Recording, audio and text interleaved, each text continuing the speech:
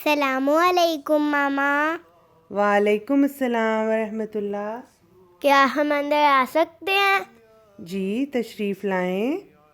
ہم آج کا الفظ لائے ہیں، وہ آپ ہمیں پڑھ کر سنا دیں گی پلیز؟ جی ٹھیک ہے، تو چلیں آئیں پڑھتے ہیں آج کا الفظ۔ تو دیکھتے ہیں آج کے شمارے میں بچوں کے لیے کیا ہے۔ آج کے شمارے میں بچوں کے لیے ہے گلدستہ معلومات میں ہے دلچسپ کہانی اور دلچسپ معلومات۔ دادی جان کا آنگن میں دادی جان بتا رہی ہیں حضرت خلیفۃ المسیح الاول رضی اللہ تعالیٰ عنہ کے بچپن کے بارے میں۔ کیوں کا ایک دلچسپ سوال اور اس کا جواب، ذہنی آزمائش میں بوجھو تو جانے اور اردو سوال، اس کے علاوہ نظم، لطائف، یاد کرنے کی باتیں اور بہت کچھ۔ سب سے پہلے اللہ میاں کا خط آتا ہے جو قرآن کریم ہے، اور اعوذ باللہ اور بسم اللہ سے شروع کرتے ہیں۔ جی بالکل، تو چلیں شروع کرتے ہیں۔ اعوذ باللہ من الشیطان الرجیم، بسم اللہ الرحمن الرحیم۔ وَإِذْ قَالَ إِبْرَاهِيمُ رَبِّ اجْعَلْ هَذَا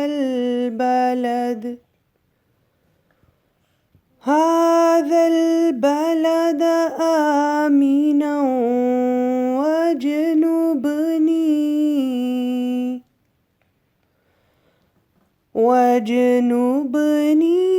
وَبَنِيَّ أَن نَّعْبُدَ الْأَصْنَامَ۔ ترجمہ، اور یاد کرو جب ابراہیم نے کہا اے میرے رب اس شہر کو امن کی جگہ بنا دے اور مجھے اور میرے بیٹوں کو اس بات سے بچا کہ ہم بتوں کی عبادت کریں۔ تو بچوں اس میں جیسا کہ ہم نے ابھی سنا تھا کہ آج کا شمارہ وطن سے محبت کے متعلق ہے، اور اس آیت میں حضرت ابراہیم علیہ السلام کی دعا کا ذکر ہے کہ انہوں نے جب مکہ کو آباد کیا تو اس کے لیے دعا بھی فرمائی کہ اس شہر کو امن کی جگہ بنا دے۔ تو دیکھیں کس طرح آپ کی دعا قبول ہوئی اور اللہ تعالیٰ نے اس جگہ کو امن کا مرکز بنا دیا اور کروڑوں دلوں میں اس کی محبت ڈال دی۔ سمجھ لگی ہے بچوں آپ کو؟ جزاکم اللہ۔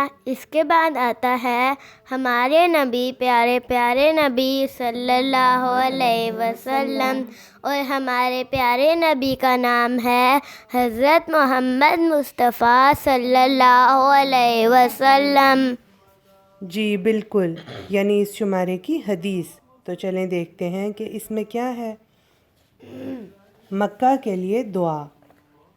ہجرت کے موقع پر مکہ کو مخاطب کر کے آپ صلی اللہ علیہ وآلہ وسلم نے فرمایا، ما اطیبکی من بلدن و احبکی الیہ ولولا ان قومی اخرجونی منکی ما سکنت غیرکی۔ یعنی اے مکہ تو کتنا پاکیزہ اور میرا محبوب شہر ہے، اگر میری قوم مجھے نہ نکالتی تو میں کہیں اور نہ رہتا۔ اس میں رسول اللہ صلی اللہ علیہ وآلہ وسلم نے اپنے وطن سے محبت کا اظہار فرمایا ہے کہ اگر چوائس ہوتی بھی تو میں کہیں اور نہ جاتا اور ہمیشہ یہیں رہتا، لیکن قوم کے لوگوں نے آپ صلی اللہ علیہ وآلہ وسلم کو نکال دیا ہے۔ جزاکم اللہ۔ اس کے بعد اگلا سیگمنٹ ہے کلام امام علیہ السلام، اور ہمارے پیارے امام کا نام ہے حضرت مرزا غلام احمد قادیانی علیہ السلام، اور وہ مسیح موعود بھی ہیں اور مہد موعود بھی ہیں۔ جی بالکل، تو چلیں پڑھتے ہیں۔ قادیان اور سیالکوٹ سے محبت کا اظہار۔ حضرت مسیح موعود علیہ السلام نے سیالکوٹ کے سفر کے دوران کتاب لیکچر سیالکوٹ تصنیف فرمائی، جس میں تحریر فرمایا کہ میں وہی شخص ہوں جو براہین احمدیہ کے زمانہ سے تخمیناً 7-8 سال پہلے اسی شہر میں قریباً 7 برس رہ چکا تھا اور کسی کو مجھ سے تعلق نہ تھا اور نہ کوئی میرے حال سے واقف تھا۔ پس اب سوچو اور غور کرو کہ میری کتاب براہین احمدیہ میں اس شہرت اور رجوع خلائق سے، رجوع خلائق کا مطلب ہوتا ہے یعنی جب لوگوں نے آپ کی طرف رجوع کیا، توجہ کی، ٹھیک ہے، لوگوں کو آپ کا علم ہوا، پتہ چلا، تو اس سے 24 سال پہلے میری نسبت ایسے وقت میں پیش گوئی کی گئی ہے کہ جب کہ میں لوگوں کی نظر میں کسی حساب میں نہ تھا، اگرچہ میں جیسا کہ میں نے بیان کیا براہین کی تالیف کے زمانے کے قریب اسی شہر میں قریباً 7 سال رہ چکا، تاہم آپ صاحبوں میں ایسے لوگ کم ہوں گے جو مجھ سے واقفیت رکھتے ہوں گے، کیونکہ میں اس وقت ایک گمنام آدمی تھا۔ گمنام؟ ہاں جی، گمنام یعنی جس کا لوگوں کو زیادہ پتہ نہ ہو، ٹھیک ہے، ایسا آدمی تھا، اور احد من الناس ہی تھا، یعنی لوگوں میں سے ایک عام آدمی تھا، اور میری کوئی عظمت اور عزت لوگوں کی نگاہ میں نہ تھی، مگر وہ زمانہ میرے لیے نہایت شیریں تھا کہ انجمن میں خلوت تھی اور کثرت میں وحدت تھی، یعنی حضور اکیلے رہنا اس وقت پسند کرتے تھے اور ان کو اچھا لگتا تھا، اور شہر میں ایسا رہتا تھا جیسا کہ ایک شخص جنگل میں۔ مجھے اس زمین میں سے ایسی ہی محبت ہے جیسا کہ قادیان سے، کیونکہ میں اپنے اوائل زمانہ کی عمر میں سے ایک حصہ اس میں گزار چکا ہوں اور اس شہر کی گلیوں میں بہت سا پھر چکا ہوں۔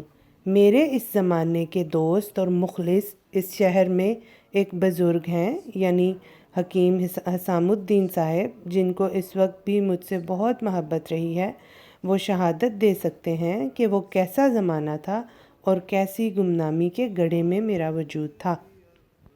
جی تو بچوں، اس میں بھی ہمیں حضرت مسیح موعود علیہ الصلوۃ والسلام کی وطن سے محبت کا پتہ چلتا ہے۔ تو حضرت مسیح موعود علیہ الصلوۃ والسلام سیالکوٹ میں بھی کچھ عرصہ رہے تھے۔ کتنا عرصہ رہے تھے بچوں؟ تقریباً 7 برس۔ ہاں جی، تقریباً 7 برس رہے۔ تو آپ نے ایک جگہ سیالکوٹ کو اپنا وطن ثانی قرار دیا، یعنی دوسرا وطن قرار دیا۔ اس سے پتہ چلتا ہے کہ آپ کو سیالکوٹ سے بھی بہت لگاؤ تھا۔ جزاکم اللہ۔ اس کے بعد سیگمنٹ ہے پیارے حضور ایدہ اللہ کی پیاری باتیں، اور ہمارے پیارے حضور کا نام ہے حضرت مرزا مسرور احمد صاحب ایدہ اللہ تعالیٰ بنصر العزیز۔ جی بالکل، تو چلیں پڑھتے ہیں۔ وطن سے محبت ایمان کا حصہ ہے۔ حضرت خلیفۃ المسیح الخامس ایدہ اللہ تعالیٰ بنصرہ العزیز فرماتے ہیں کہ پھر ایک اور اہم عہد ہے جس کی طرف میں توجہ دلانا چاہتا ہوں، جو ہر ملک کا شہری خدا کو گواہ بنا کر یا قرآن کو گواہ بنا کر ملک سے کر رہا ہوتا ہے، یا بعض دفعہ اگر صرف ملک کے بادشاہ کے نام پر عہد لے رہا ہو، تب بھی یہ ایک ایسا عہد ہے جس کو پورا کرنا اور اس کو نبھانا ایک مسلمان پر فرض ہے، اور نہ پورا کرنا ایمان کی کمزوری ہے۔ حضرت صلی اللہ علیہ وسلم نے فرمایا کہ وطن سے محبت ایمان کا حصہ ہے۔ اس کی باریکیوں پر بھی احمدیوں کو غور کرنا چاہیے۔ مجھے یہ اطلاع ہے کہ بعض جگہ بعض لوگ قومی خزانے کو نقصان پہنچا رہے ہوتے ہیں، تو یہ سب باتیں جو ہیں یہ سراسر ظلم ہیں اور عہد کو توڑنا ہے جو یہاں کی شہریت لیتے ہوئے ایک شخص کرتا ہے۔ یہ عہد بیعت کو بھی توڑنا ہے، کیونکہ وہاں بھی یہی ہے کہ میں ہمیشہ سچائی سے کام لوں گا۔ بس ایسے لوگ حکومت کا عہد بھی توڑ رہے ہوتے ہیں اور خدا تعالیٰ کا عہد بھی توڑ رہے ہیں اور گناہ گار بھی بن رہے ہیں۔ بس ایک احمدی کو ہر معاملے میں اپنے جائزے لینے کی ضرورت ہے۔ جی تو بچوں، آپ کو کیا سمجھ لگی اس میں؟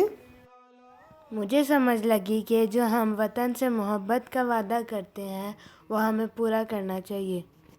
جی بالکل، اور وہ وعدہ ہم کس میں کرتے ہیں؟ وہ جو آپ اسکول میں قومی ترانہ یا نیشنل اینتھم پڑھتے ہیں نا، اس کے متعلق حضور انور فرما رہے ہیں کہ ہر مسلمان پر فرض ہے کہ اس عہد کو پورا کرے، اور ایک اور بات کی طرف بھی حضور نے توجہ دلائی ہے، تو آپ بتائیں کہ وطن سے محبت کس کا حصہ ہے؟ ایمان کا۔ ہاں جی، وطن سے محبت ایمان کا حصہ ہے۔ اس کے بعد بچوں کی نظم آتی ہے نا ماما؟